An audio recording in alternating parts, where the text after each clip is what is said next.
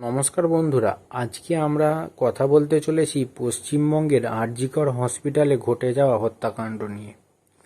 Video শুরুতে বলে রাখি, অল বেঙ্গল নিউজ চ্যানেলে আপনাদের সবাইকে স্বাগত। যদি এই ভিডিওটি আপনাদের ভালো লেগে থাকে তাহলে অবশ্যই চ্যানেলটিকে সাবস্ক্রাইব করে রাখবেন এবং একটি লাইক করে দেবেন। আর আপনার কি মতামত তা অবশ্যই কমেন্টে জানাবেন। প্রথমে আমরা এই আরজিকর হসপিটাল সম্পর্কে কিছু জেনে নিই। এই আরজিকর হসপিটালটি স্থাপিত হয় 1886 সালে। এটি প্রথমে বেসরকারি মেডিকেল কলেজ হিসেবে শুরু হলেও পরে 12ই মে 1958 সালে পশ্চিমবঙ্গ সরকার প্রতিষ্ঠার ব্যবস্থাপনা গ্রহণ করে এবং এটি আমাদের এশিয়া মহাদেশের সর্বপ্রথম বেসরকারি মেডিকেল কলেজ। জানলে অবাক হবেন, এই হসপিটালটি 3বার নাম পরিবর্তন করা হয়েছে। এর প্রথম নাম ছিল ক্যালকাটা স্কুল অব মেডিসিন। তারপর 1916-তে এর নাম পরিবর্তন করা হয় বেলগেচিয়া মেডিকেল কলেজ এবং 1918-তে এর নাম পরিবর্তন করে রাখা হয় কারমাইকেল মেডিকেল কলেজ। এই হসপিটালটি প্রতিষ্ঠাতা ছিলেন রাধা গোবিন্দ কর। পরবর্তীকালে রাধা গোবিন্দ করের নাম অনুসারে চতুর্থবারের জন্য হসপিটালটার নাম রাখা হয় আরজি কর হসপিটাল। এই তো গেল হসপিটাল সম্পর্কে। এবার ফিরি মূল কথায়। 9ই আগস্ট সকাল 7:30 আরজিকর হসপিটালের সেমিনার রুমে একটি মৃতদেহ পাওয়া যায়। এই মৃতদেহটি ছিল হসপিটালের students and junior doctor Moumita দেবনাথের। তার সারা শরীরে ছিল নানান আঘাতের চিহ্ন। মেয়েটির প্রাইভেট পার্ট দিয়ে রক্ত বেরোনো অবস্থায় তার মৃতদেহ পাওয়া যায় এবং তার চোখ ও মুখ দিয়ে রক্ত বেরোনো আর তার হাত পায়ের দাগ আমরা অনেকেই সোশ্যাল মিডিয়ায় দেখেছি। এই সব ঘটনা ঘটে যাওয়ার পরই সকালে হসপিটাল থেকে মেয়েটির বাড়িতে ফোন করা হয় এবং জানানো হয় সে আত্মহত্যা করেছে। এমনকি এটাও শোনা যায় যে পুলিশ প্রথম দিকে আত্মহত্যা বলে এড়িয়ে যাওয়ার চেষ্টা করে, কিন্তু পরে ছাত্রছাত্রীদের আন্দোলনের চাপে পুলিশ তদন্ত শুরু করতে বাধ্য হয় এবং পরে 3:30-র সময় বডিটা পোস্টমর্টমের জন্য নিয়ে যাওয়া হয়। পুরো পোস্টমর্টমটা হয়েছিল অন ক্যামেরায়। একজন ম্যাজিস্ট্রেট, অভয়ের মা এবং তার 2টি ব্যাচমেটের সামনে পোস্টমর্টম করা হয়। আর তারপরেই উঠে আসে চাঞ্চল্যকর তথ্য। তার গলার হাড় ভাঙা ছিল, শরীরে সিমেন্টস পাওয়া যায় এবং প্রাইভেট পার্টস ছিল আঘাতের চিহ্ন। এক কথায় তার সারা শরীরে বিভিন্ন জায়গায় ছিল আঁচড়ের চিহ্ন, সহ ছিল ডান পায়ের গোড়ালি ভাঙা। এই সব কিছুই একটা দিক নির্দেশ করে, তাকে ধর্ষণ করা হয়েছিল।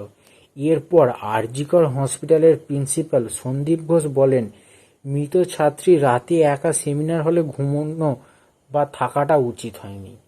সব থেকে আশ্চর্যজনক ঘটনা, সেমিনার রুমে কোনো সিসিটিভি ক্যামেরা ছিল না। বাহিরে একটা ফুটেজ ক্যামেরা ছিল। সেই ফুটেজ থেকে 4 জনকে দেখা গিয়েছে। 3 জনের কাছ থেকে জানা যায় তারা রোগীর পরিবারের লোক। তাদের বয়ানে কোনো সন্দেহ দেখা যায় না, কিন্তু একজন, যার কাছে কোনো যথাযথ উত্তর ছিল না, তার নাম সঞ্জয় রায়। ভোর 4টের সময় সে সেমিনার রুমে ঢোকে এবং 4:45 সে রুম থেকে বেরিয়ে আসে। এটাও দেখা যায়, সে যখন সেমিনার রুমে ঢোকে তার গলায় একটি ব্লুটুথ হেডফোন ছিল, পরে যেটা অভয়ার মৃতদেহের কাছ থেকে পাওয়া যায়। পরে কলকাতা পুলিশ জানায় যে সে তার দোষ স্বীকার করে নিয়েছে এবং শিয়ালদা হাইকোর্ট তাকে 14 দিনের পুলিশ হেফাজত দিয়েছে। এতদূর শুনে কি ভাবছেন যে যাক, যে দোষী সে শাস্তি পেয়েছে? না, এখনো এটা কিছুই হয়নি।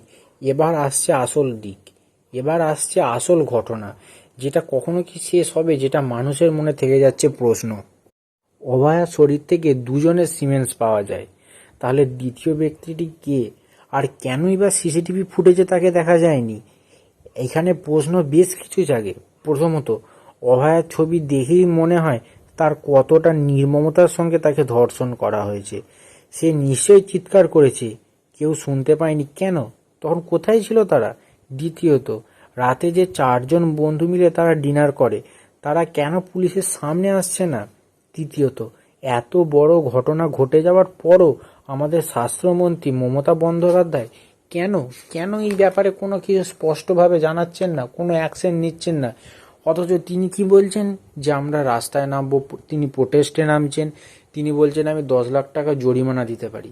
জরিমানা, অনুদান, এটাই কি প্রয়োজন যে দোষী সে শাস্তি পাক?